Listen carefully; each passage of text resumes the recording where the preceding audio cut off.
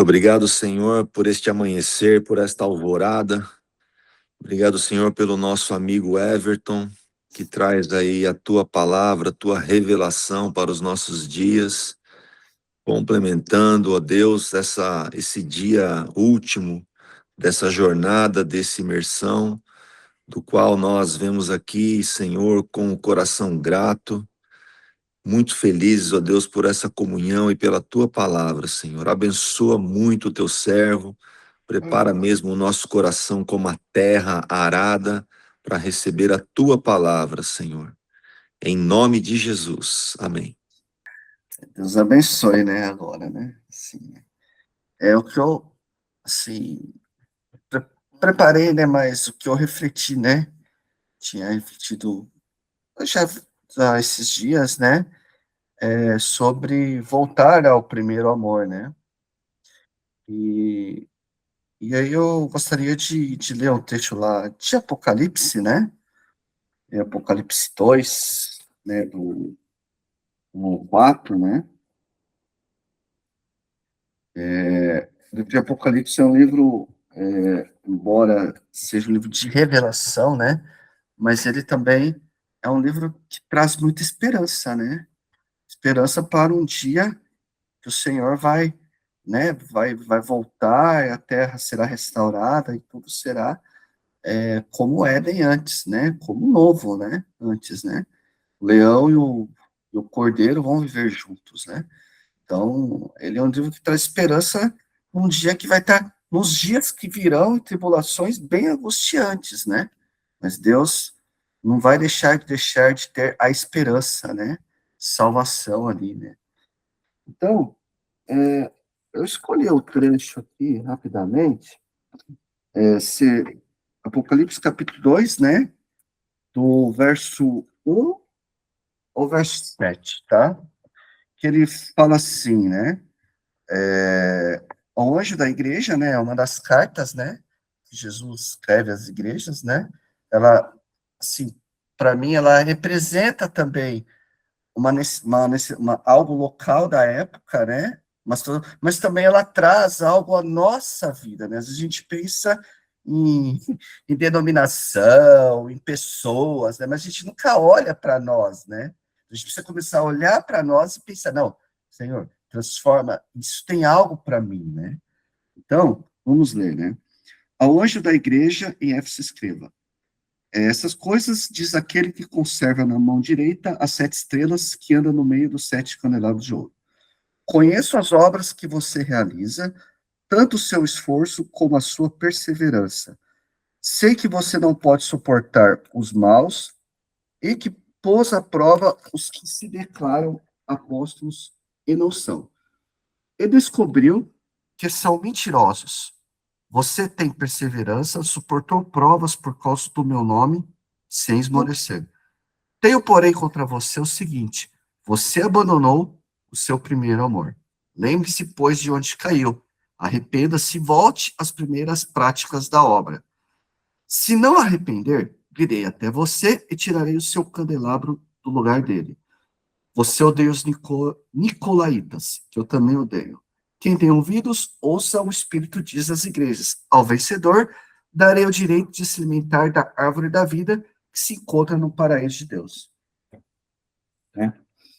É interessante, né, que se a gente abordar, tem muitos sinais, símbolos aqui, mas dá para a gente conversar com a turma do fundão, né?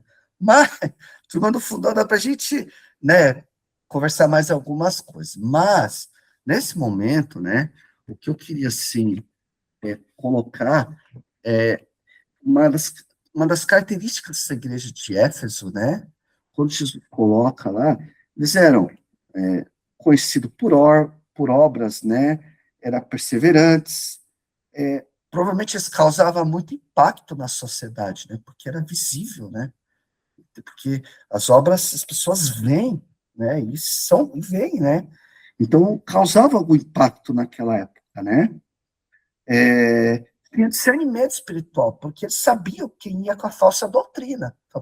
Peraí, você tá, né, tá errado. Então eles tinham muito isso, né, palavra fala ali, né? Sabia quem eram os mentirosos, né? Então você conhecia, né?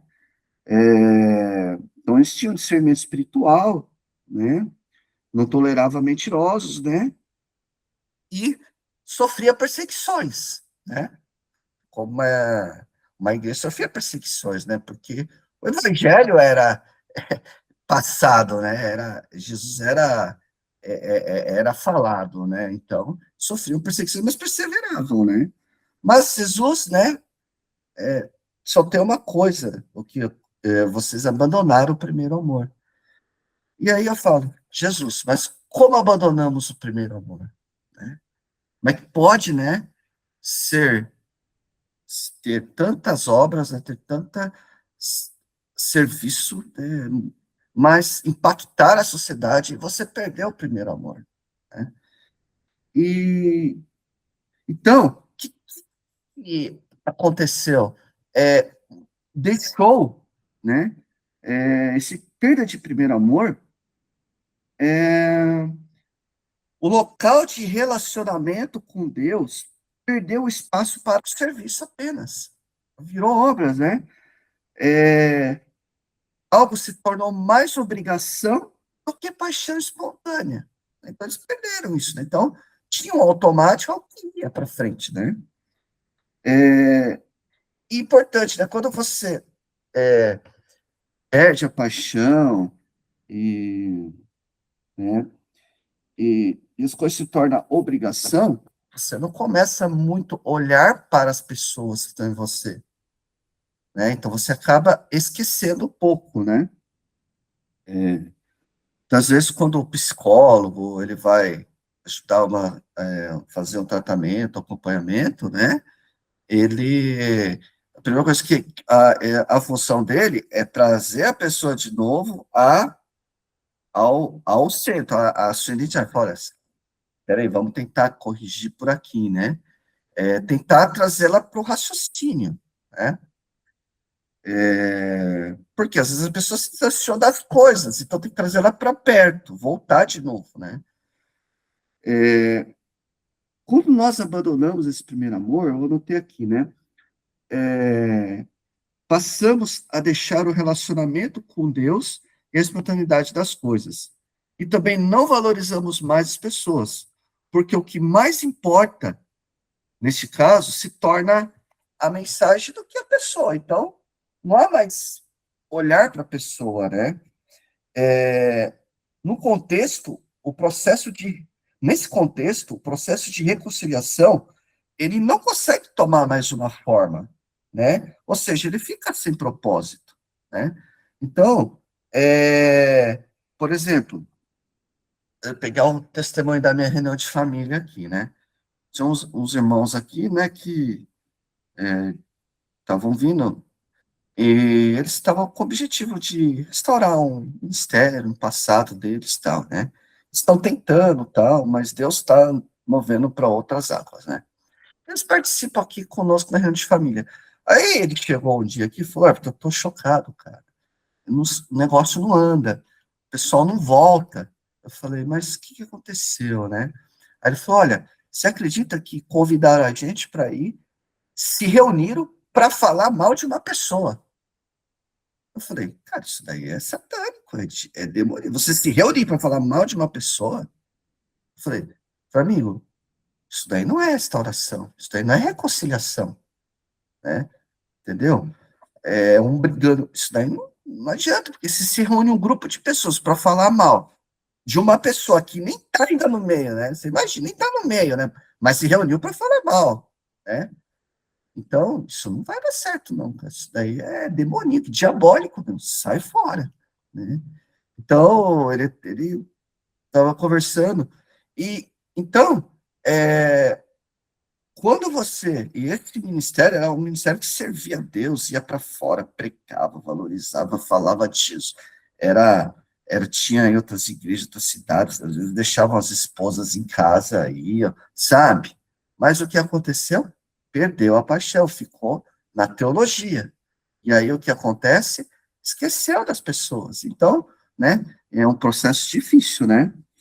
Mas eu fico imaginando, por exemplo, quando Deus né, amou o mundo de tal maneira, né, que reconciliou nós, através de Cristo, né, esse amor de Deus de tal maneira, era também, né, era o mesmo amor que tinha lá no Éden, quando Deus criou o homem, né?